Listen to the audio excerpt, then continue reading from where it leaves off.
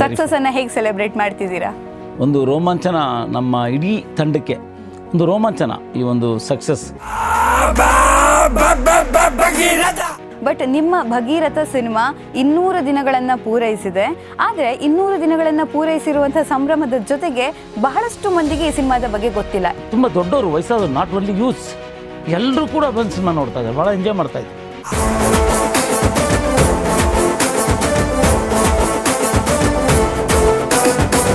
Santosh theatre, ನರ್ತಕಿ, ಸ್ವಪ್ನ ಈ 3 ಥಿಯೇಟ್ರಲ್ಲೇ 200 days ಓಡಿರೋದು. 200 ದಿನ ಪೂರೈಸಿದೆ ಅಂದರೆ ಒಂದು ಒಳ್ಳೆ ಕಲೆಕ್ಷನ್ ಆಗಿರ್ಬೋದು. ಅದು ನೋಡಿದವರು ಕೇಳಿದವರು ನಾವು ಸಿನಿಮಾ ನೋಡಬೇಕು ಅಂತ ಆಲ್ ಆರ್ ವೇಟಿಂಗ್. OTT ನೋಡ್ಬೇಕು ನಾವು ಸಿನಿಮಾ ಬಂದರೆ ಅಂತ.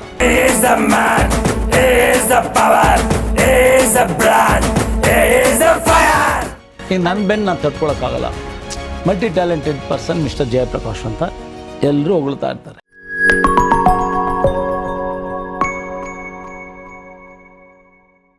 ಈ ಮಾಯೆ ಎಂಟರ್ಟೈನ್ಮೆಂಟ್ ಚಾನೆಲ್ಗೆ ಸ್ವಾಗತ. ನಾನು ಸಮೀಕ್ಷಾ ಶಿರ್ಲಾಲು. ಈಗಂತೂ ನಮ್ಮ ಕರ್ನಾಟಕದಲ್ಲಿ ಸಿನಿ ಹಬ್ಬಗಳು ವಾರಕ್ಕೆ ವಾರ ಬೇರೆ ಬೇರೆ ಸಿನಿಮಾಗಳು ಬರ್ತಾ ಇದೆ. ಅದರಲ್ಲಿ ಒಂದು ಸಿನಿಮಾ ಬಹಳಷ್ಟು ಜನರ ಮನೆ ಮಾತಾಗ್ತಾ ಇರುವಂತಹ ಸಿನಿಮಾ ಭಗೀರಥ. ಖಂಡಿತವಾಗ್ಲೂ ನನ್ಗೆ ಗೊತ್ತಿರೋ ಪ್ರಕಾರ ತುಂಬ ಜನ ಈ ಹೆಸರನ್ನು ಕೇಳಿರುವಂಥದ್ದು. ಈಗ ತುಂಬಾ ಸೋಷಿಯಲ್ ಮೀಡಿಯಾದಲ್ಲಿ ಬೂಮಿಂಗ್ ಆಗ್ತಾ ಇರುವಂತಹ ಹೆಸರು ಭಗೀರಥ ಅನ್ನುವಂಥ ಹೆಸರು. ಆದರೆ ಈಗ ಆ ಭಗೀರಥದ ಹೀರೋ, ಆ ಫಿಲ್ಮ್ ಏನು, ಇದರ ಕತೆ ಏನು, ಇದರ ವಿಚಾರ ಏನು, ಇದೆಲ್ಲವನ್ನ ಕೂಡ ಡಿಸ್ಕಸ್ ಮಾಡೋದಕ್ಕೆ ನಮ್ಮ ಜೊತೆಗೆ ಭಗೀರಥ ಸಿನಿಮಾದ ಹೀರೋ ಜಯಪ್ರಕಾಶ್ ಅವರು ಇದ್ದಾರೆ. ಅವರನ್ನ ಕಾರ್ಯಕ್ರಮಕ್ಕೆ ಸ್ವಾಗತ ಮಾಡೋಣ. ಸರ್ ನಮಸ್ತೆ. ನಮಸ್ಕಾರ. ಹೇಗಿದ್ದೀರಾ? ಚೆನ್ನಾಗಿದೆ, ತುಂಬ ಚೆನ್ನಾಗಿದೆ. ಸಕ್ಸಸ್ ಅನ್ನ ಹೇಗೆ ಸೆಲೆಬ್ರೇಟ್ ಮಾಡ್ತಿದ್ದೀರಾ? ತುಂಬ ಭಾಳ ಅದ್ಭುತವಾಗಿ ಒಂದು ರೋಮಾಂಚನ, ನಮ್ಮ ಇಡೀ ತಂಡಕ್ಕೆ ಒಂದು ರೋಮಾಂಚನ ಈ ಒಂದು ಸಕ್ಸಸ್ ಇದೆಯಲ್ಲ, ಅದು ಒಂದು ರೋಮಾಂಚನ ಒಂದು ರೀತಿಯಲ್ಲಿ ನಾವು ಭಾಳ ಖುಷಿ ಪಡ್ತಾ ಇದ್ದೀವಿ. ಮತ್ತು ಅದನ್ನು ಉಳಿಸ್ಕೋಬೇಕಾದ್ರೆ ಏನು ಜನ ನಮಗೆ ಈ ಪಿಕ್ಚರ್ನ ಗೆಲ್ಲಿಸಿದ್ದಾರೆ, ಮತ್ತೊಂದು ನೆಕ್ಸ್ಟ್ ಮೂವಿಗಳು ನಂದು ಬರಬೇಕಾದ್ರೆ ಅದಕ್ಕೆ ಏನು ಪರಿಶ್ರಮ ಟ್ರೈ ಮಾಡಬೇಕು, ಪ್ರಯತ್ನ ಮಾಡಬೇಕು. ಆ ನಿಟ್ಟಲ್ಲಿ ನಾವು ಕೆಲಸ ಮಾಡ್ತಾಯಿದ್ದೀವಿ ಮೇಡಮ್. ಯಾವುದೇ ಸಿನಿಮಾಗಳೀಗ ಬರ್ತಿರುವಂಥ ಸಿನಿಮಾಗಳು ಒಂದು ವಾರ ನಿಲ್ಲೋದು ಕಷ್ಟ ಅನ್ನುವಂಥ ಪರಿಸ್ಥಿತಿ, 25 ದಿನ ಪೂರೈಸಿದ್ರೆ ಅದು ಗ್ರೇಟ್ ಅನ್ನುವಂಥ ವಿಚಾರ, 100 ದಿನ ಪೂರೈಸಿದ್ರೆ ಅದು ಸಂಭ್ರಮವೋ ಸಂಭ್ರಮ. ಬಟ್ ನಿಮ್ಮ ಭಗೀರಥ ಸಿನಿಮಾ 200 ದಿನಗಳನ್ನು ಪೂರೈಸಿದೆ. ಆದರೆ 200 ದಿನಗಳನ್ನು ಪೂರೈಸಿರುವಂಥ ಸಂಭ್ರಮದ ಜೊತೆಗೆ ಬಹಳಷ್ಟು ಮಂದಿಗೆ ಈ ಸಿನಿಮಾದ ಬಗ್ಗೆ ಗೊತ್ತಿಲ್ಲ. ಏನು ಹೇಳ್ತೀರಿ ಈ ವಿಚಾರದ ಬಗ್ಗೆ? ಇದರಲ್ಲಿ ನಾನು ಸಾಕಷ್ಟು ಸಲ ಹೇಳಿದ್ದೀನಿ, ಇಲ್ಲಿ ಒಂದೇ ಒಂದು ಸಮಸ್ಯೆ ಆಗಿದ್ದು ಡಿಸ್ಟ್ರಿಬ್ಯೂಷನ್ ಪ್ರಾಬ್ಲಮ್ ಆಯಿತು. ನಮಗೆ ಯಾರು ಡಿಸ್ಟ್ರಿಬ್ಯೂಷನ್ ಮಾಡ್ತೀನಿ ಅಂತ ಈ ಭಗೀರಥ ಸಿನಿಮಾ ತೊಗೊಂಡಿದ್ರು, ಅವರು ಸರಿಯಾಗಿ ಡಿಸ್ಟ್ರಿಬ್ಯೂಷನ್ ಮಾಡಲಿಲ್ಲ. ಹಾಗಾಗಿ ಎಂಟೈರ್ ಕರ್ನಾಟಕ ಕೆಲವು ಭಾಗಗಳಲ್ಲಿ, ಕೆಲವು ಜಿಲ್ಲೆಗಳಲ್ಲಿ ರಿಲೀಸ್ ಆಗಲಿಲ್ಲ. ಹಾಗಾಗಿ ಯಾವ್ಯಾವ ಜಿಲ್ಲೆಯಲ್ಲಿ ರಿಲೀಸ್ ಆಗಿಲ್ಲ ಅವರೆಲ್ಲ ಈ ಕೇಳೋ ಪ್ರಶ್ನೆ, ನಾನು ಒಂದು ವೇಳೆ ಬೆಳಗಾಂ ಜಿಲ್ಲೆಗೆ ಸೇರಿದರೆ ಅಥವಾ ಗುಲ್ಬರ್ಗ ಜಿಲ್ಲೆಗೆ ಸೇರಿದರೆ, ನಮ್ಮ ಜಿಲ್ಲೆಗೆ ಬಂದಿಲ್ಲ ಸಿನಿಮಾ ಅಂದರೆ ನಾನು ಕೇಳ್ತೀನಿ ಯಾವಾಗ ಬಂತು, ಎಲ್ಲಿ ರಿಲೀಸ್ ಆಯಿತು ಅಂತ. ಇದು ಕಾಮನ್ ವಿಷಯ. ಅವ್ರು ಕೇಳಿದ್ರಲ್ಲಿ ಏನೂ ತಪ್ಪಿಲ್ಲ, ಅವ್ರು ಕರೆಕ್ಟಾಗಿ ಕೇಳಿದ್ದಾರೆ. ಈಗ ನಿರ್ಮಾಪಕರು ಎಲ್ಲೆಲ್ಲಿ ರಿಲೀಸ್ ಆಗಿಲ್ಲ ಅಲ್ಲೆಲ್ಲ ರಿಲೀಸ್ ಮಾಡ್ಕೊಂಡು ಹೋಗ್ತಾಯಿದ್ದಾರೆ. ಆದರೆ first time 70 to 75 theatres release ಆಗಿದೆ. 75 ಥಿಯೇಟರ್ಗಳಲ್ಲಿ ಸ್ಟಾರ್ಟಿಂಗ್ ಆಯ್ತು. ಅದು ಯಾವುದೆಲ್ಲ ಪ್ಲೇಸಲ್ಲಿ ಈಗ ಫಸ್ಟ್ ರಿಲೀಸ್ ಆಗಿದೆ ಸರ್? ಯಾವುದೆಲ್ಲ ಜಿಲ್ಲೆಗಳಲ್ಲಿ? ಹಳೆಯ ಮೈಸೂರು ಭಾಗದಲ್ಲಿ ಹೆಚ್ಚು ರಿಲೀಸ್ ಆಗಿದೆ, ಬಿಡುಗಡೆ ಆಗಿದೆ. ಎಲ್ಲ ಕಡೆ ತುಂಬ ಚೆನ್ನಾಗಿ, ಈವನ್ ಹೊಳೆನರಸೀಪುರ ಇರ್ಬೋದು, ಚನ್ನರಾಯಪಟ್ಟಣ ಇರ್ಬೋದು, ಅಂಥ ಒಂದು ತಾಲೂಕುಗಳಲ್ಲಿ ಕೂಡ ಸಿನಿಮಾ ಅದ್ಭುತವಾಗಿ ಹೋಗಿದೆ. ಜನ ಭಾಳ ಇಷ್ಟಪಟ್ಟಿದ್ದಾರೆ. ನಾನು ಆಕಸ್ಮಿಕವಾಗಿ ಹೋದೆ ಎಲ್ಲಿ ಹೊಳೆನರಸೀಪುರ ಕಡೆ ಎಲ್ಲ. ಬಟ್ ಅಲ್ಲಿ ತುಂಬ ದೊಡ್ಡವರು, ವಯಸ್ಸಾದವರು, ನಾಟ್ ಓನ್ಲಿ ಯೂತ್ಸ್, ಎಲ್ಲರೂ ಕೂಡ ಬಂದು ಸಿನಿಮಾ ನೋಡ್ತಾ ಇದ್ದಾರೆ, ಭಾಳ ಎಂಜಾಯ್ ಮಾಡ್ತಾಯಿದ್ರು. ಸೊ ಹಾಗಾಗಿ ನಮ್ಮ ಓಲ್ಡ್ ಮೈಸೂರು ಭಾಗದಲ್ಲಿ ಹೆಚ್ಚಾಗಿ ಬಿಡುಗಡೆ ಆಗಿದೆ. ಕೆಲವು ಕಡೆ ಆಗಿಲ್ಲ, ಅದನ್ನು ಈಗ ಮಾಡ್ತಾಯಿದ್ದಾರೆ ಮೇಡಮ್. ಅಂದರೆ ಈಗ ಬೆಂಗಳೂರು ಅಂದರೆ ಮುಖ್ಯ ಭೂಮಿಕೆ ಆಗುತ್ತೆ, ಒಂದು ಮೇನ್ ಪ್ಲೇಸ್ ಅಂತ ಆಗುತ್ತೆ ಬೆಂಗಳೂರು ಅಂದರೆ ಸಿನಿಮಾ ಅಂತ ನೋಡಿದಾಗ. ಸೊ ನಮಗೀಗ ಡೌಟ್ ಇರುತ್ತೆ, ಬೆಂಗಳೂರಲ್ಲಿ ನಾವಿದ್ದು ಕೂಡ ನಮಗೂ ಕೂಡ ಅದರ ಬಗ್ಗೆ ಮಾಹಿತಿ ಇದು ಏನಕ್ಕೆ ನಿಮ್ಮ ಮನಸ್ಥಿತಿ ಏನಿದೆ ಗೊತ್ತಾ?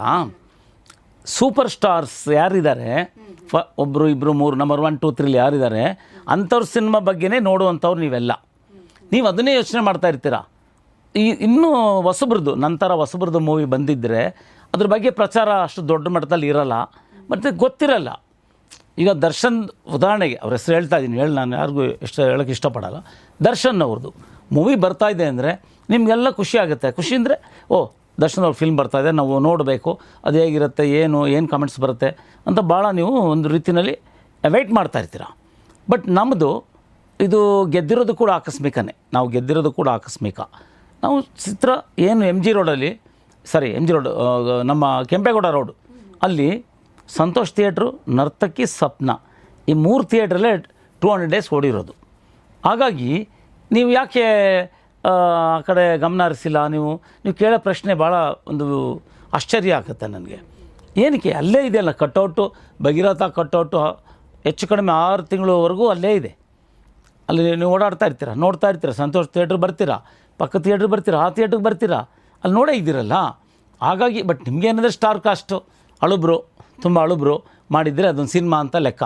ಹೊಸಬ್ರು ಮಾಡಿದ್ರೆ ಅಯ್ಯೋ ನೋಡೋಣ ಅನ್ನುವಂಥ ಒಂದು ರೀತಿ ಉದಾಸೀನ ಭಾವನೆ, ಮನೋಭಾವ ಇದೆ ಕೆಲವರಿಗೆ. ಅಂಥವರಲ್ಲಿ ಈ ಥರ ಪ್ರಶ್ನೆಗಳು ಬರುತ್ತೆ. ಅದು ತಪ್ಪೇನಿಲ್ಲ, ಅವ್ರು ಕೇಳೋ ಪ್ರಶ್ನೆ ತಪ್ಪು ಅಂತ ನಾನು ಯಾವತ್ತೂ ಹೇಳಲ್ಲ. ಓಕೆ, ಇವಾಗ ಎಷ್ಟು ಬಜೆಟ್ನ ಸಿನಿಮಾ ಸರ್ ಇದು? ಯಾವ ಬಜೆಟಲ್ಲಿ ಈ ಸಿನಿಮಾ? ಇದೆಲ್ಲ ಪ್ರಶ್ನೆ ನೀವು ನಿರ್ಮಾಪಕರು ಕೇಳಬೇಕು. ನಿಮ್ಗೊಂದು ಬೇಸಿಕ್ ಐಡಿಯಾ ಇರುತ್ತಲ್ಲ ಸರ್. ಇವಾಗ ಒಂದು ನಾರ್ಮಲ್, ನನಗನ್ಸುತ್ತೆ ಇದು medium budget madam, heavy budget ಇಲ್ಲ, ಲೋ ಬಡ್ಜೆಟು ಇಲ್ಲ, ಒಂದು ಆ್ಯಾವ್ರೇಜ್ ಬಡ್ಜೆಟ್ ಮೇಡಮ್. ಆ್ಯಾವ್ರೇಜ್ ಬಡ್ಜೆಟಲ್ಲಿ ಮೂವಿ ಮಾಡಿದ್ದಾರೆ. ಫಾರ್ ಎಕ್ಸಾಂಪಲ್ ನಿಮ್ಗೆ ಹೇಳಬೇಕು ಅಂದರೆ 28 ಡೇಸಲ್ಲಿ ಸಿನಿಮಾ ಮುಗಿಸಿದ್ವಿ. ಅದೇ ಅದೊಂದು ವಿಚಾರ. ಅದೇ 1 ತಿಂಗಳಿಗಿಂತ ಮುಂಚೆನೇ ಈ ಸಿನಿಮಾವನ್ನ ಮುಗಿಸಿದ್ದಾರೆ. ಅಷ್ಟಂದರೆ ಬಡ್ಜೆಟ್ ಅಲ್ಲಿ ಮೀಡಿಯಂ ಬಡ್ಜೆಟ್ ಅಂತಾನೆ. ಸೊ ದೊಡ್ಡ ಬಡ್ಜೆಟ್ ಏನಿಲ್ಲ, ಒಂದು ಸಾಧಾರಣ ಬಡ್ಜೆಟಲ್ಲಿ ಈ ಸಿನಿಮಾ ಮಾಡಿದ್ದಾರೆ. ಬಟ್ ಕಲೆಕ್ಷನ್ ಬಗ್ಗೆ ಮಾತಾಡೋದಾದ್ರೆ ಅದು ನಿರ್ಮಾಪಕರ ಬಗ್ಗೆನೇ ಕೇಳಬೇಕು, ನಿರ್ಮಾಪಕರ ಜೊತೆನೆ.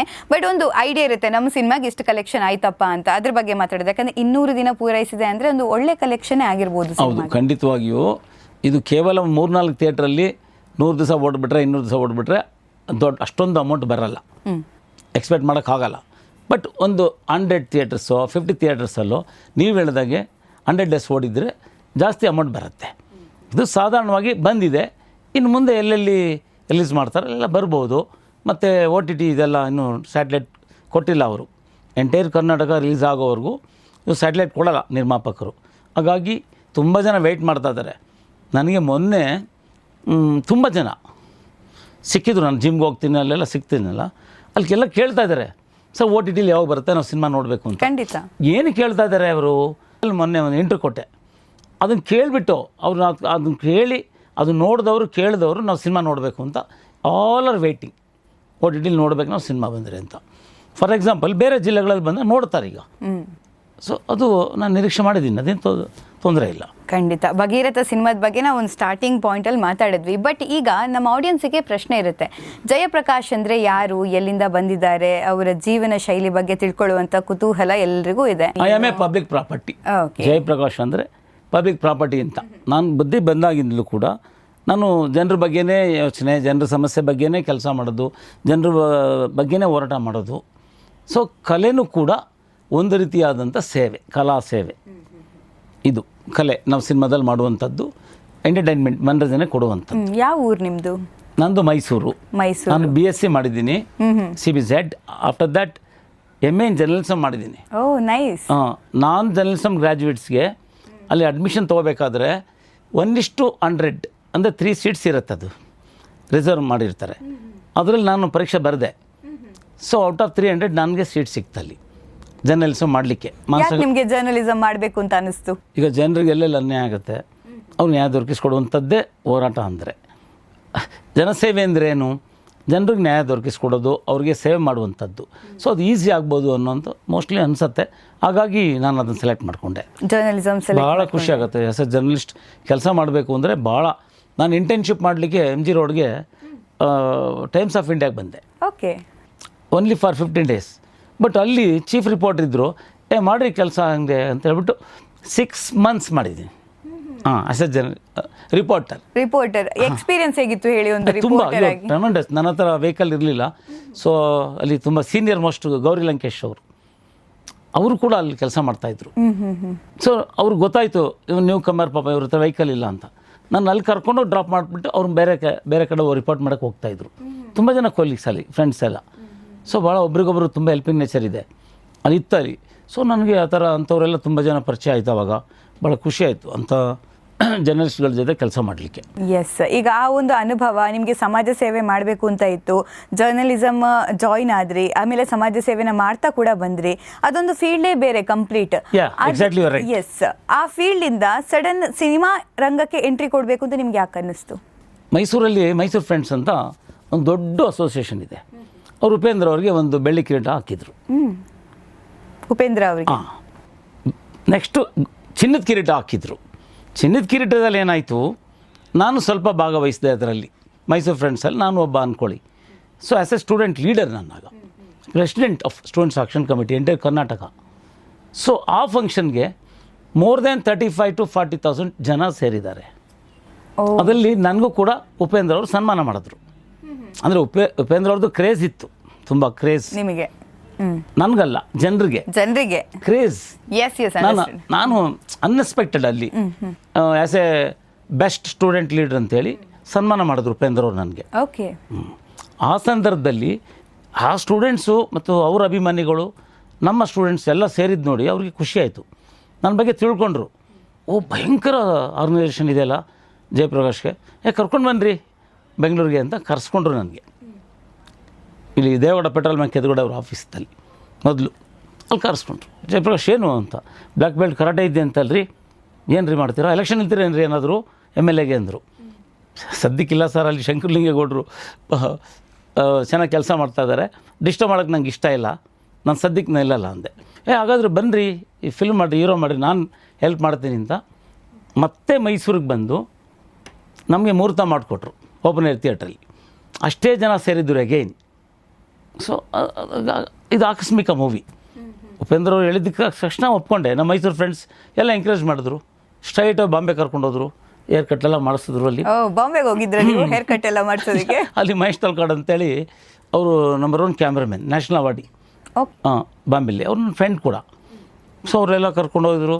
ಅಲ್ಲಿ ಫೋಟೋ ಸೆಷನ್ ಎಲ್ಲ ಮಾಡಿಸಿದ್ರು. ಸೊ ಹಾಗಾಗಿ ಮೂವಿ ಬಂದಂಗೆ ಆಯಿತು. ಹಾಗಂದ್ರೆ ನಿಮ್ಮ ಮೊದಲ ಮೂವಿ ಯಾವುದು? Zamana. For the first time Jackie Shroff Kannada commercial ಮೂವಿಲಿ ಮಾಡಿದ್ದು ನನ್ನ ಸಿನಿಮಾದಲ್ಲಿ. ಅವರು ಸ್ಟಾರ್ಟಿಂಗ್ ಟು ಎಂಡ್ ಇದ್ದಾರೆ as a encounter police officer, Mumbai police officer ಥರ ಅವರು ಆ್ಯಕ್ಟ್ ಮಾಡಿದ್ದಾರೆ ಫಸ್ಟ್ ಟೈಮ್. ಸೊ ಅದು ಕೂಡ ದೊಡ್ಡ ಬಜೆಟ್ ಮೂವಿ ಆ ಟೈಮಲ್ಲಿ. ಅದು ಒಳ್ಳೊಳ್ಳೆ ಆರ್ಟಿಸ್ಟ್ಗಳು ಮಾಡಿದ್ದಾರೆ. ಬಟ್ ಎಲ್ಲ ಹೊರಗಡೆಯವರಾದರು, ಎಲ್ಲ ನಿತೀಶ್ ಕುಮಾರ್ ಅಂತೇಳಿ ಅವರು, ವಿಕ್ರಮ್ ಕೂಡ ಮೈನ್ ವಿಲ್ಲನ್ ಅವರು. ಆರುಂಧತಿಯಲ್ಲಿ ಮಾಡಿದರು ಲೀನಾ ಸಿದ್ದು ಅವರು, ಆಕರ್ಷ ಅಂತ ಐಶ್ವರ್ಯ ಫ್ರೆಂಡು. ಸೊ ಅಲ್ಲೊಳ್ಳೆ ಟೀಮ್ ಇತ್ತು, ತುಂಬ ಚೆನ್ನಾಗಿತ್ತು. ಅದು ಸ್ವಲ್ಪ ಪ್ರಚಾರ ಸಾಲಿಲ್ಲ ಅನ್ಸುತ್ತೆ, ಬಟ್ ಅದು 100 days. ಸೊ ನಂದು 2ನೇ ಮೂವಿ ಇದು ಭಗೀರಥ. 2ನೇ ಮೂವಿ ನಿಮ್ಮದು. ಇದ್ರ ಮಧ್ಯೆ ಒಂದು ಸಲ ಕೌರವ್ ವೆಂಕಟೇಶ್ ಅವರು ಒಂದು ಸಿನಿಮಾ ಮಾಡಿದರು ಗುಡ್ ಬೈ ಅಂತ. ಅದರಲ್ಲಿ ಒಂದು ಸ್ಪೆಷಲ್ ಅಪಿಯರೆನ್ಸ್ ಪೊಲೀಸ್ ಆಫೀಸರ್ ಮಾಡಿಸಿದ್ದಾರೆ, ಅದನ್ನು ಕೂಡ ಮಾಡಿದ್ದೀನಿ. ಯಾಕೆ ಎಷ್ಟು ಗ್ಯಾಪ್ ತಗೊಂಡ್ರಿ ನೀವು? ಗ್ಯಾಪ್ ಅಂದರೆ ಗ್ಯಾಪ್ ಆಯಿತು ಸ್ವಲ್ಪ, ನೋ ರೀಸನ್, ವಿತೌಟ್ ರೀಸನ್ ನೀವು ಗ್ಯಾಪ್ ತಗೋತೀರಾ? ಇಂಟ್ರೆಸ್ಟ್ ಕಡಿಮೆ ಆಯ್ತಾ ಅಥವಾ ಬೇಡ ಅಂತ ಅನಿಸ್ತಾ, ಏನಾದರೂ ಒಂದು? ಇಲ್ಲ, ಎಗೈನ್ ಅಲ್ಲಿಗೆ ಹೋಗುತ್ತೆ. ದಂತಕತೆ ಅಂತ ಹೇಳಿದ್ನಲ್ಲ, ಎಗೈನ್ ನನ್ನ ವಿಷಯ ಅಲ್ಲಿಗೆ ಹೋಗುತ್ತೆ. ನಾನು ಸ್ಟೂಡೆಂಟ್ ಲೀಡರ್ ಅಂತ ಹೇಳಿಬಿಟ್ಟೆ. ಅಲ್ಲಿ ಜನರಿಗೆ ಸೀಟ್ ಸಿಗ್ತಾ ಇರಲಿಲ್ಲ, ಸ್ಟೂಡೆಂಟ್ಸ್ಗಳಿಗೆ ಡೊನೇಷನ್ ಅವಳಿ, ಇದೆಲ್ಲ ಜನರಿಗೆ ನಾನು ಎಷ್ಟು ಜನಕ್ಕೆ ಅಗ್ನೆಸ್ಟ್ ಆದೆ ಅಂದರೆ ಹೇಳೋಕ್ಕೆ ಅಸಾಧ್ಯ. ನಾನು ಹೋದ್ರೆ ಅಲ್ಲಿ ಅಡ್ಮಿಷನ್ ಆಗಬೇಕು, ಇಲ್ಲ ಆ ಸ್ಕೂಲ್ಗೆ ಬೀಗ, ಖಂಡಿತ ಬೀಗ, ಅದೇನೇ ಆಗಲಿ. ಅಂದರೆ ಒಬ್ಬನೇ ಹೋಗ್ತಾ ಇರಲಿಲ್ಲ, 10,000 ಜನ ವಿದ್ಯಾರ್ಥಿಗಳು ಕರ್ಕೊಂಡೋಗಿ ಬೀಗ ಹಾಕ್ಸ್ತಾಯಿದ್ದೆ. 10,000? 10,000 15,000 ಜನ ಸ್ಟೂಡೆಂಟ್ಸ್ ಬರ್ತಾಯಿದ್ರು. ಹುಡುಗಿರು ಮಾಂಡಿಸ್ ಕಾಲೇಜು, ಟೆರಿಷನ್ ಎಲ್ಲ ಬಂದುಬಿಡ್ತಾಯಿದ್ರು. ಜಯಪ್ರಕಾಶ್ ಬಂದ ಅಂದರೆ ಸಾಕು, ಸುಮ್ಮನೆ ಬರ್ತಾನೇ ಇರೋದು ಅವರು. ಸೊ ವಿತ್ ದಟ್ ಫೋರ್ಸ್, ನನಗೆ ಆ ಫೋರ್ಸ್ ಇದ್ದಿದ್ದರಿಂದ ಅಲ್ಲಿ ನನಗೆ ಎಲ್ಲ ಥರ ಕೆಲಸ ಮಾಡೋಕ್ಕೆ ಈಸಿ ಆಯಿತು. ಎಲ್ಲ ರೀತಿಯಾದಂಥ ಹೋರಾಟ ಮಾಡಲಿಕ್ಕೆ ಈಸಿ ಆಯಿತು. ಎಲ್ಲ ಥರ ಒಂದು ಜನರಿಗೆ ಕೆಲಸ ಮಾಡಲಿಕ್ಕೆ ಅನುಕೂಲ ಆಯಿತು.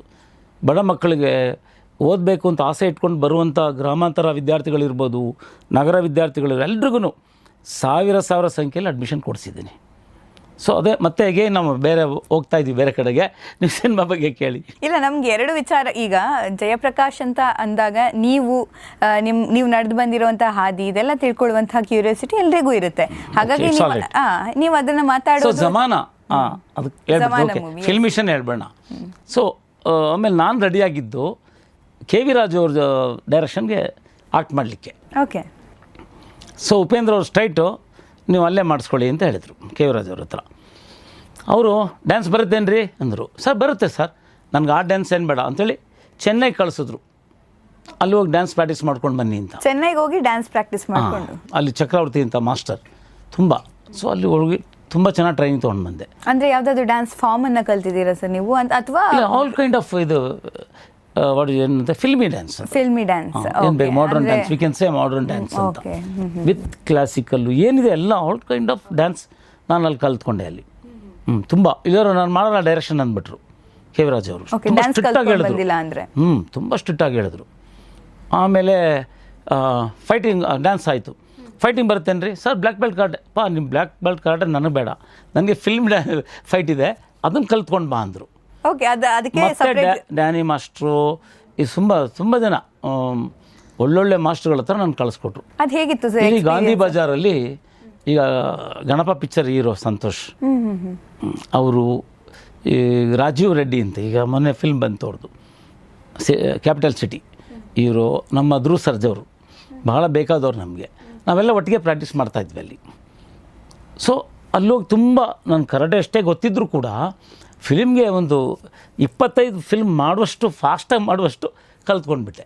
ಓಕೆ. ಅಲ್ಲಿ ಮಾಸ್ಟರ್ಗೆಲ್ಲ ಭಾಳ ಖುಷಿ, ಎಷ್ಟು ಬೇಗ ಕಲಿತಾ ಇದ್ರಂತ. ಅಂದರೆ ಏನೆಲ್ಲ ಲರ್ನಿಂಗ್ ಇರುತ್ತೆ ಈಗ ಒಂದು ಫೈಟ್? ಅಲ್ಲಿ ಎಲ್ಲ ದೊಣ್ಣೆ ವರಸೆಯಿಂದ ಹಿಡಿದು ಪ್ರತಿಯೊಂದು ಕಲಿಸ್ಕೊಟ್ರಲ್ಲಿ. ಮಾಸ್ಟ್ರು ಎಲ್ಲ ಥರನೂ ಕಲಿಸ್ಕೊಟ್ರಲ್ಲಿ. ಜಾಸ್ತಿ ಕಲ್ತ್ಬಿಟ್ಟೆ, ತುಂಬ ದಿವಸ ಪ್ರಾಕ್ಟೀಸ್ ಮಾಡಿಬಿಟ್ಟೆ. ಓಕೆ.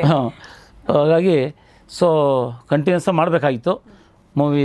ಬಿಕಾಸ್ ಆಫ್ ಜನರ ಸಮಸ್ಯೆ ಬಗ್ಗೆ, ಸಮಾಜ ಸೇವೆ ಬಗ್ಗೆ ಈ ಕೆಲಸ ಮಾಡಲಿಕ್ಕೆ ಹೋದಾಗ ಈ ಸಿನಿಮಾ ಕಡೆ ಸ್ವಲ್ಪ ಇಂಟ್ರೆಸ್ಟ್ ಕಡಿಮೆ ಆಯಿತು. ಎಸ್. ಬಟ್ ಆ್ಯಕ್ಟಿಂಗ್ ಎಲ್ಲಾದರೂ ಸ್ಕೂಲಿಗೆ ಹೋಗಿದ್ರೆ ಅಥವಾ ಆ್ಯಕ್ಟಿಂಗ್ ನಿಮ್ಮನ್ನು ಹೇಗೆ ಒಲಿದು ಬಂತು ಅಂತ? ಈಗ ಅಂದರೆ ನಾನು ಒಬ್ಬ ಸ್ಟೂಡೆಂಟ್ ಲೀಡರ್. ಈಗ ನಾನು ಒಂದು ಅಷ್ಟು ಜನರು ನಾನು ಕನ್ವಿನ್ಸ್ ಮಾಡಬೇಕಂದ್ರೆ ಏನಾದರೂ ನಾನು ಸ್ಪೀಚ್ ಮಾಡಬೇಕು. ಅವ್ನು ನನ್ನ ಲೀಡರ್ನ ತಪ್ಕೋಬೇಕಾದ್ರೆ ನನ್ನ ಒಂದು ವಾಕ್ಚಾತುರ್ಯ, ನಾನು ಏನು ಮಾತಾಡ್ತಾ ಇದ್ದೆ, ನಾನು ಎಷ್ಟು ಸ್ಪೀಡಾಗಿ ಮಾತಾಡ್ತಾ ಇದ್ದೆ, ಎಷ್ಟು ಇಂಗ್ಲೀಷಲ್ಲಿ ಮಾತಾಡ್ತಾ ಇದ್ದೆ, ಎಷ್ಟು ಕನ್ನಡ ಭಾಷೆ ನಮ್ಮ ಭಾಷೆಯಲ್ಲಿ ಮಾತಾಡ್ತಾ ಇದ್ದೆ, ಅದೆಲ್ಲ ಅವ್ರಿಗೆ ಒಂದು ಎಷ್ಟು ಹೋರಾಟ ಮಾಡ್ತಾರೆ ಜಯಪ್ರಕಾಶ್ ಅಂತೇಳಿ. ಇಡೀ ಎಂಟೈರ್ ಮೈಸೂರು ಏನು ಯೂನಿವರ್ಸಿಟಿ ಇದೆ, 8 ಜಿಲ್ಲೆ ಇದ್ದಾಗ 8 ಜಿಲ್ಲೆಯಲ್ಲೂ ಕೂಡ ಎಂಟೈರ್ ಸ್ಟೂಡೆಂಟ್ಸ್ದು ಫೋರ್ಸ್ ಅಷ್ಟರೆಲ್ಲ ನನ್ನ ಕಂಟ್ರೋಲಿತ್ತು. ನಾನು ಯಾವುದು ಮಂಡ್ಯ ಓದು ಸಾಕಲ್ಲ, ಏನೆಲ್ಲ ಇಂಜಿನಿಯರಿಂಗ್ ಕಾಲೇಜ್ ಯಾವುದೋ ಒಂದು ಪ್ರಾಬ್ಲಮ್ ಇದ್ದರು ಇಡೀ ಕಾಲೇಜ್ಗಳು, ಒಂದು ಕಾಲೇಜ್ ಬಿಡ್ತಾರಲ್ಲ ಎಲ್ಲ ಬಂದುಬಿಡ್ತಾಯಿದ್ರು. ಹಾಸನ ಹೋದ್ರು ಎಲ್ಲ ಕಾಲೇಜ್ಗಳು, ಶಿವಮೊಗ್ಗ ಹೋದರೆ ಚಿಕ್ಕಮಗಳೂರು ಎಲ್ಲ ನಮ್ಮ ಮೈಸೂರು ಯೂನಿವರ್ಸಿಟಿ ವ್ಯಾಪ್ತಿಯಲ್ಲಿ ಇತ್ತು ಅದೆಲ್ಲ. ಚಿತ್ರದುರ್ಗ, ದಾವಣಗೆರೆ, ನಮ್ಮ ಚಾಮರಾಜನಗರ, ಸೊ ಒಟ್ಟು 8 ಜಿಲ್ಲೆ ಇತ್ತು. ಸೊ ನಾನು ಅದು ಇರಲಿ ಸೆನೆಟ್ ಮೆಂಬರ್ ಆಗಿದೆ, ಅದು ಬೇಡ ಅಂತ ಈಗ ಅದಕ್ಕೆ ಬರೀ ಫಿಲ್ಮ್ ಮಾತ್ರ. ಸೊ ಹಾಗಾಗಿ ನಮ್ಮದು ಫೋರ್ಸ್ ಜಾಸ್ತಿ ಇತ್ತಲ್ಲ, ಜನರು ಅಷ್ಟೇ ಬರ್ತಾಯಿದ್ರು ಸಮಸ್ಯೆಗಳ ಬಗ್ಗೆ. ಸೊ ತುಂಬ ಒಂದು ಸಲ ಹೇಳ್ಬೇಕಂದ್ರೆ ಡಿಸ್ಟ್ರಿಕ್ಟ್ ಹೆಲ್ತ್ ಆಫೀಸರ್ಸ್ ಇರ್ತಾರೆ, ಅವ್ರದ್ದೊಂದು ದೊಡ್ಡ ಸಮಸ್ಯೆ, ಅವ್ರದ್ದೇ ಒಂದು ಅಸೋಸಿಯೇಷನ್ ಇದೆ ಹೆಲ್ತ್ ಆಫೀಸರ್ಸ್ದು, ಅವ್ರದ್ದೊಂದು ದೊಡ್ಡ ಸಮಸ್ಯೆ ಗೌರ್ಮೆಂಟ್ ಮಾಡ್ತಾಯಿಲ್ಲ. ನಾನು ವಿದ್ಯಾರ್ಥಿ ಕ್ರಿಯಾ ಸಮಿತಿ ಫೋರ್ಸ್ ಇದೆ, ದೊಡ್ಡ ಪ್ರಾಬ್ಲಮ್ ಎಲ್ಲ ಸಾಲ್ವ್ ಮಾಡಿಬಿಟ್ವಿ. ಆಗ ರಾಜಕೀಯ ಪಕ್ಷ ಮಾಡೋಕ್ಕಾಗದೇ ಇರೋ ಕೆಲಸನೂ ಕೂಡ ನಮ್ಮ ವಿದ್ಯಾರ್ಥಿ ಕ್ರಿಯಾ ಸಮಿತಿ ಕೆಲಸ ಮಾಡಿದೆ. ಅದಕ್ಕೆ ಕೇಳಿದ್ದು ಗಿನ್ನಿಸ್ ರೆಕಾರ್ಡ್ಗೆ ಹಾಕ್ಬೋದು ನೀವು ಅಂತ. ಅವ್ರದ್ದೊಂದು ದೊಡ್ಡ ಸಮಸ್ಯೆ ಇತ್ತು. ಸೊ ನನ್ನ ಜಯಪ್ರಕಾಶ್ ಹೆಲ್ಪ್ ಮಾಡಬೇಕು ಅಂದರು. ಸೊ ನಾವೇನು ಮಾಡೋದು ಅಂತ ಇಲ್ಲಿ ಅವರು ಹೇಳೋದು ಈಗ ಅಂತ ನಾನು ಹೈಕೋರ್ಟ್ಗೆ ಬಂದು ಅವ್ರ ಪರವಾಗಿ ಸ್ಟೇ ತಂದು ಕೊಟ್ಟೆ ಅವ್ರಿಗೆ. ಸೊ ಆ ಥರ ತುಂಬ ದೊಡ್ಡ ವಿಚಾರಗಳು, ದೊಡ್ಡ ಸಮಸ್ಯೆಗಳ ಬಗ್ಗೆ ಕೆಲಸ ಮಾಡಬೇಕಾದ್ರೆ ಈ ಕಡೆ ಸಿನಿಮಾ ಕಡೆ ಗಮನ ಹರ್ಸೋಕ್ಕಾಗಲಿಲ್ಲ. ಆಮೇಲೆ ಅಷ್ಟೊಂದು ಸೀರಿಯಸ್ ಇರಲಿಲ್ಲ. ಬಟ್ ಈಗ 30 ದಿನದ ಒಳಗಡೆ ಮುಗಿಸಿದ್ದೀರಾ ಅಂತ ಹೇಳಿದಾಗ, ಒಂದು ಸಿನಿಮಾ ಅಂತ ಇದ್ದಾಗ ಅದಕ್ಕೆ ತುಂಬಾ ಪ್ರಿಪ್ರೇಷನ್ಸ್ ಇರುತ್ತೆ. ಈವನ್ ಡೈಲಾಗ್ಸ್ ಆಗಿರಲಿ, ಆ್ಯಕ್ಟಿಂಗ್ ಆಗಿರಲಿ, ಅಥವಾ ಒಂದು ಸೀನ್ ಸಡನ್ನೇ ಹೋಗಿ ಬಂದು ಮಾಡೋಕ್ಕಾಗಲ್ಲ ಅನ್ನೋದು ನಮ್ಮ ಒಪಿನಿಯನ್. ಹಾಗೆ ಹೇಗಿತ್ತು ಅಂತ ಒಂದು ಶೂಟಿಂಗ್ ಟೈಮ್? ಈಗ ನನ್ನ ಬೆನ್ನು ನಾನು ತಡ್ಕೊಳಕ್ಕಾಗಲ್ಲ. Multi talented person mister Jayaprakash ಅಂತ ಎಲ್ಲರೂ ಹೊಗಳ್ತಾ ಇರ್ತಾರೆ. ಸೊ ಹಾಗಾಗಿ ನಮ್ಮ ನಿರ್ದೇಶಕರು ಕೇಳಿ ಜಮಾನದಲ್ಲಿ ಲಕ್ಕಿಶಂಕರ್, ಸೊ ನಾವು ಒಂದೊಂದು ಟೇಕಲ್ ಮಾಡ್ತಾಯಿದ್ದೆ.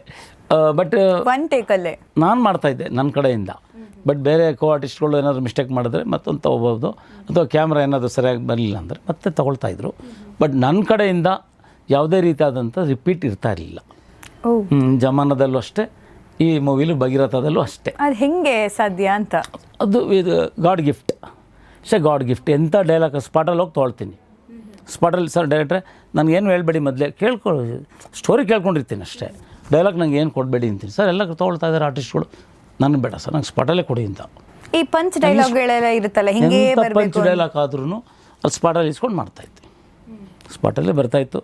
ಮೊದಲೇ ಹೇಳಿ ಕೇಳಿ ಸ್ಟೂಡೆಂಟ್ ಲೀಡರ್ ಅಲ್ವಾ, ಸೊ ಆಗ ಒಂದು ಗತ್ತಿದ್ದೇ ಇರುತ್ತಲ್ಲ, ಎಲ್ಲೆಲ್ಲೋ ಒಂದು ನನ್ನಲ್ಲೇ ಇದೆ ಅಲ್ವಾ ಅದು. ಸೊ ಒಳ್ಳೊಳ್ಳೆ ಚಾಲೆಂಜಿಂಗ್ ಡೈಲಾಗ್ಗಳು ಬಂದರೆ ವೆರಿ ಈಸಿ ಟು ಇದು ಕಮ್ಮಿ ಮಾಡಲಿಕ್ಕೆ. ಎಸ್, ನಿಮಗೆ ಈ ಭಗೀರಥ ಸಿನಿಮಾದಲ್ಲಿ ಬಂದಿರುವಂಥ ಒಂದು ಬೆಸ್ಟ್ ಕಮೆಂಟ್ಸ್ಗಳು ಏನೆಲ್ಲ ಈ ಸಿನಿಮಾ ನೋಡಿದ ಜನರು ಅಥವಾ ಆರ್ಟಿಸ್ಟ್ ನೋಡಿರಬಹುದು, ನಿಮ್ಮ ಹತ್ರ ಬಂದು ಹೇಳಿರುವಂಥ ಒಂದು ಒಳ್ಳೊಳ್ಳೆ ಮಾತುಗಳು ಯಾವುದು? ತುಂಬ ನಾನು ಯಾರಾದರೂ ನನ್ನ ಮಾತಾಡಲೇಬೇಕು, ನಾನು ನೋಡಲೇಬೇಕು, ಈ ಭಗೀರಥ ಬಗ್ಗೆ ಚರ್ಚೆ ಮಾಡಬೇಕಂತ ಸಿಕ್ಕಾಬಿಟ್ಟೆ ಕಾಲ್ಸ್, ತುಂಬ ಡೈರೆಕ್ಟಾಗಿ ಬರೋದು, ಹುಡುಕೊಂಬರೋದು, ಮಾತಾಡೋದು, ಟೆಕ್ನಿಷಿಯನ್ಸು, ಹಳೆ ಫ್ರೆಂಡ್ಸ್ಗಳು, ಮತ್ತು ಈ ಸಿನಿಮಾ ಇಂಡಸ್ಟ್ರಿಯವರು ಕೂಡ ತುಂಬ ಜನ ಇದ್ದಾರೆ ನನಗೆ. ನಾನು ಸಿನಿಮಾ ಇಂಡಸ್ಟ್ರಿಯಲ್ಲಿ ದೊಡ್ಡ ಕೆಲವ್ರಿಗೆ ಅವ್ರ ಹೆಸರು ಹೇಳೋಕ್ಕೆ ಹೋಗಲ್ಲ, ನನ್ನ ಕೈಲಾದಂಥ ನಾನು ಸಹಾಯ ಮಾಡಿದ್ದೀನಿ ಹಿಂದೆ. ನಾನು ಫಿಲ್ಮ್ ಬಂದಿರಲಿಲ್ಲ ಆಗ, ಅವ್ರಿಗೆ ಯಾರನ್ನೂ ಸಮಸ್ಯೆ ಇತ್ತು, ಶೂಟಿಂಗ್ ಸಮಸ್ಯೆ, ಮತ್ತೊಂದು. So with my influence, my force as a student leader ನಾನು ಹೆಲ್ಪ್ ಮಾಡಿದ್ದೀನಿ ಅವ್ರಿಗೆಲ್ಲ, ಫಿಲ್ಮ್ ಇಂಡಸ್ಟ್ರಿ ಅವ್ರಿಗೆ. ನಾನು ಬಂದಿರಲಿಲ್ಲ. ನೀವು ಇಂಡಸ್ಟ್ರಿಗೆ ಬರೋದಕ್ಕಿಂತ ಮುಂಚೆನೇ ನೀವು I use to help quite a lot, ತುಂಬ ಜನರಿಗೆ. ಸೊ ಫಿಲ್ಮ್ ಮಾಡೋರಿಗೆ ಏನೋ ಸಮಸ್ಯೆಯಲ್ಲಿ ಸಿಗಾಕೊಂಡಿರ್ತಾರೆ, ಶೂಟಿಂಗ್ ಮಾಡಬೇಕಾದ್ರೆ ಪರ್ಮಿಷನ್ ಆಗಿರಲ್ಲ, ಏನೋ ಒಂದು ಲೊಕೇಶನ್ ಬೇಕು, ಈ ಥರ ಎಲ್ಲ ತುಂಬ ಇರುತ್ತೆ. So I use to help, ತುಂಬ ಜನರಿಗೆ ಕೆಲಸ ಮಾಡಿದ್ದೀನಿ ಆಗೆಲ್ಲ. ಸೊ ಬಟ್ ಒಂದು ಸಂತೋಷನೂ ಕೂಡ ಆಗ್ತಾಯಿತ್ತು, ಸಿನಿಮಾದವ್ರಿಗೆ ನಾವು ಕೆಲಸ ಮಾಡ್ತಾಯಿದ್ದೀವಿ ಅಂತ. I was very happy. So doctor Rajkumar kidnap ಆದಾಗಲೂ ಕೂಡ 108 ದಿವಸ ನೀವು ಬೆಂಗಳೂರಿನಲ್ಲಿ ಇಲ್ಲಿ ಕೇವಲ 1 ವಾರ 10 ಡೇಸ್ ಅಷ್ಟೇ ಸ್ಟ್ರೈಕು, ಒಂದು 15 ದಿವಸ ದಟ್ಸ್ ಮ್ಯಾಕ್ಸಿಮಮ್. ಮೈಸೂರಲ್ಲಿ 108 ದಿವಸ ಅವ್ರಿಗೆ ಬಿಡುಗಡೆ ಆಗೋವರೆಗೂ ಮಾಡಿದ್ವಿ, ಇದೇ ವಿದ್ಯಾರ್ಥಿ ಕ್ರಿಯಾ ಸಮಿತಿ ಆಶ್ರಯದಲ್ಲಿ. ಹೌದಾ? ಸೊ ಹಾಗಾಗಿ ಈಗ ಭಗೀರಥ ಸಿನಿಮಾ ಶೂಟಿಂಗ್ ವಿಚಾರ ಮಾತಾಡ್ತಾ ಇದ್ವಿ. ಅಲ್ಲ, ನನಗೆ ವಿಚಾರ ಹೌದು, ಖಂಡಿತ 108 ದಿವಸ ಅಂತ ಹೇಳಿದಾಗ ಅದು ಹೇಗೆ ಪಾಸಿಬಲ್ ಇದೆ ಅಂತ ನನ್ನ ಪ್ರಶ್ನೆ. ಎವ್ರಿ ಡೇ ನಾನು ಸ್ಟೂಡೆಂಟ್ ಆಕ್ಷನ್ ಕಮಿಟಿ ಅಲ್ವಾ, ದಿನಕ್ಕೆ ಒಂದು ಕಾಲೇಜು ಡಿಸ್ಟರ್ಬ್ ಆಗಬಾರ್ದು, ಸೆನ್ಸಿಟಿವ್ ಮ್ಯಾಟ್ರ್ ಅದು. ಅಲ್ಲಿ ವೀರಪ್ಪ ಬೇರೆ ಕಿಡ್ನಾಪ್ ಮಾಡಿರೋದು, not other thing, sensitive. Rajkumar ಅವರು ಸುರಕ್ಷಿತವಾಗಿ ವಾಪಸ್ ಬರಬೇಕು ಅನ್ನೋದೇ ನಮ್ಮೆಲ್ಲರ ಉದ್ದೇಶ. ಸೊ ನಾವು ರ್ಯಾಶ್ ಆಗಿ ಹೆವಿ ಆದರೂ ಸ್ವಲ್ಪ ಗಲಾಟೆ ಆಯ್ತಲ್ಲಿ, ಆ ಕಡೆ ಎಲ್ಲ ನಂಜನಗೂಡು ಭಾಗದಲ್ಲಿ, ಕರ್ನಾಟಕ ಬಾರ್ಡ್ರ್ ಚಾಮರಾಜನಗರ ಸ್ವಲ್ಪ ಗಲಾಟೆ ಆಯಿತು. ಆದರೂ ಗಲಾಟೆ ಆಗಬಾರ್ದು ಅಂಥೇಳಿ ನಾವು ಪ್ರತಿದಿನ ಒಂದೊಂದು ಕಾಲೇಜವರು ಒಂದೊಂದು ರೀತಿಯಲ್ಲಿ, ಶಾಂತಿ ರೀತಿಯಲ್ಲಿ ನಾವು ಪ್ರತಿದಿನ ಎವ್ರಿ ಡೇ ಒಂದೊಂದು ಕಾರ್ಯಕ್ರಮ ಮಾಡ್ತಾಯಿದ್ವಿ. ಒಂದೊಂದು ದೊಡ್ಡ ಕಾಲೇಜ್ಗಳಲ್ಲಿ, ಒಂದೊಂದು ಕಾಲೇಜಲ್ಲಿ 5,000 ಜನ 6,000 ಜನ ಇರ್ತಾಯಿದ್ರು. ಪ್ರೇಯರ್ ಮೀಟಿಂಗ್ಸು, ರಾಜ್ಕುಮಾರ್ ಸುರಕ್ಷಿತ ವಾಪಸ್ ಬರಲಿ ಅಂತ ಫಾದರ್ಗಳು ಕರೆಸ್ತಾಯಿದ್ವಿ, ಸ್ವಾಮೀಜಿಗಳು ಕರೆಸ್ತಾಯಿದ್ವಿ ಆ ಒಂದು ಕಾರ್ಯಕ್ರಮಕ್ಕೆ. ಅವ್ರ ಕೈಲಿ ಹೇಳಿಸ್ತಾಯಿದ್ವಿ ಸುರಕ್ಷಿತವಾಗಿ ಬರಲಿ ಅಂತ ಪ್ರಾರ್ಥನೆ ಮಾಡಿಸ್ತಾಯಿದ್ವಿ. ಮೌಲ್ಯಗಳು ಬರ್ತಾಯಿದ್ರು, ಅವರು ಕೂಡ ಪ್ರಾರ್ಥನೆ ಮಾಡ್ತಾಯಿದ್ರು. ಫಾರೂಕಿಯಾ ಕಾಲೇಜು, ಕ್ರಿಶ್ಚಿಯನ್ಸ್ ಕಾಲೇಜು, ಎಲ್ಲ ಕಾಲೇಜ್ಗಳಲ್ಲೂ ಮಾಡಿದ್ದೀವಿ. ಸೊ ಹಾಗಾಗಿ 108 ಡೇಸ್ ಆಯ್ತದು. ಸೊ ಭಗೀರಥ ಸಿನಿಮಾದಲ್ಲಿ ನಾನು ಸ್ಪಾಟಲ್ಲಿ ಡೈರೆಕ್ಟ್ರಿಗೆ ಹೇಳ್ತಾಯಿದ್ದೆ, ಕೊಡಿ ಡೈರೆಕ್ಟ್, ಇಲ್ಲ ರೀ ಇದು ಸ್ವಲ್ಪ ನೋಡ್ಕೋಬೇಕು ಮೊದಲೇ ಅಂತ. ಇನ್ನೊಂದು ದಿವಸ ಸರ್ ಕೊಡಿ ಸರ್, ನಿಮ್ಗೆ ಯಾಕೆ, ನಾನು ಕನ್ನಡ ಮಾಡಲಿಲ್ವಾ, ಕೇಳಿ ಅಂತ. ಹಾಗೆ ಸೊ ನನಗೆ ಅದೇನಿಲ್ಲ, ಈಸಿ ಆಯ್ತದು, ಪ್ರಿಪರೇಷನ್ ಅಂತ ಎಲ್ಲ ಕೇಳ್ತಾರೆ. ಓಕೆ, ನೀವು ಕೇಳ್ತಾ ಇದ್ದೀರಾ? ಖಂಡಿತ. ಅಂದರೆ ನಂಗೊಂದು ಪ್ರಶ್ನೆ, ಈಗ ನಾವೆಲ್ಲಾದರೂ ಓವರ್ ಕಾನ್ಫಿಡೆಂಟ್ ತೋರ್ಸಕ್ಕೆ ಹೋದರೆ ಒಂದ್ಸಲ ಕೆಡೋದೇ ಜಾಸ್ತಿ ರಿಯಾಲಿಟಿಲಿ. ಬಟ್ ಇದು ಹೇಗೆ ನಿಮಗೆ ವರ್ಕ್ ಆಯಿತು ಅಂತ, ನಿಮ್ಮ ಕಾನ್ಫಿಡೆಂಟ್ ಹೆಂಗೆ ವರ್ಕ್ ಆಯಿತು? ನನಗೆ ತುಂಬ ಕಾನ್ಫಿಡೆನ್ಸ್ ಇದೆ, ಸೆಲ್ಫ್ ಕಾನ್ಫಿಡೆನ್ಸ್ ಜಾಸ್ತಿನೇ ಇದೆ, ನಾಟ್ ಓವರ್ ಕಾನ್ಫಿಡೆನ್ಸ್. ಬಟ್ ನಾನು ಏನು ಗೊತ್ತಿಲ್ಲ, ಇನ್ವಾಲ್ವ್ಮೆಂಟ್ ಅಲ್ಲಿ ಫಿಲ್ಮಾಗಿ ಹೋಗ್ಬಿಟ್ರೆ ನಾನು ಹೊರಗಡೆ ಎಲ್ಲ ಸ್ಟ್ರೈಕ್ ಮಾಡ್ತೀನಿ, ಎಲ್ಲೋ ಗಲಾಟೆ ಮಾಡ್ಕೊಂಬರ್ತೀನಿ. ಶೂಟಿಂಗ್ ಸ್ಟಾರ್ಟ್ ಆಗ್ತಾಯಿದೆ, ಬಂದೆ ಸರ್ ಡೈರೆಕ್ಟರ್ ಬಂದಿದ್ದೀನಿ ನಂದು ಮಾಡಿ ಅಂತ. ಸರಿ ಬನ್ನಿರಿ ಬೇಗ, ಎಲ್ಲ ಕಾಸ್ಟ್ಯೂಮ್ ಯಾವ್ದು, ಡ್ರೆಸ್ ಯಾವ್ದು ರೀ, ಫಾಸ್ಟಾಗಿ ಹಾಕ್ಸಿ ಸ್ಟಾರ್ಟ್ ಮಾಡ್ತಾಯಿದ್ವಿ. ಆದರೂ ಇದು ಕಡಿಮೆ ದಿವಸ ಅಲ್ವಾ, ಮತ್ತು ಅದಾವಾಗಲೇ ಹೇಳಿದೆ, ಮತ್ತೆ ರಿಪೀಟ್ ಆಗ್ತಾಯಿದೆ. ಅಲ್ಲಿ ಕಾವೇರಿ ಚಳವಳಿ ಮಾಡ್ತಾಯಿದ್ದೀನಿ 4 ಗಂಟೆವರೆಗೂ, 4 ಗಂಟೆ ಮೇಲೆ ಬಂದು ಶೂಟಿಂಗ್ ಮಾಡಿದೆ. ಇದು ಶೂಟಿಂಗ್ ಶುರುವಾಗಬೇಕಾದ್ರೆ ಗಲಾಟೆ ಸ್ಟಾರ್ಟ್ ಆಯಿತು. ಓಕೆ, ನಾನು ಪ್ರೆಸಿಡೆಂಟು, ನಾನು ಇರಲೇಬೇಕಲ್ಲಿ. So that's also important. ನನಗೆ ನೀರಿನ ಬಗ್ಗೆನೂ ಇಂಪಾರ್ಟೆಂಟು, ಸಿನಿಮಾನೂ ಮುಖ್ಯ, ಎರಡೂ ಭಾಳ ಪ್ರಮುಖವಾದಂಥ ವಿಚಾರಗಳು. ಸೊ ಹಾಗಾಗಿ ಶೂಟಿಂಗ್ ರಾತ್ರಿ ಎಲ್ಲ 12 ಗಂಟೆ 1 ಗಂಟೆವರೆಗೂ ಮಾಡ್ತಾಯಿದ್ರು. ಭಾಳ ಖುಷಿ ಆಗ್ತಾಯಿತ್ತು. ಬಟ್ ಏನಂದರೆ ಕೋ ಆರ್ಟಿಸ್ಟ್ಗಳೆಲ್ಲ ಸ್ವಲ್ಪ ಇರ್ತಾಯಿದ್ರು ರಾತ್ರಿವರೆಗೂ. ಕರೆಕ್ಟ್.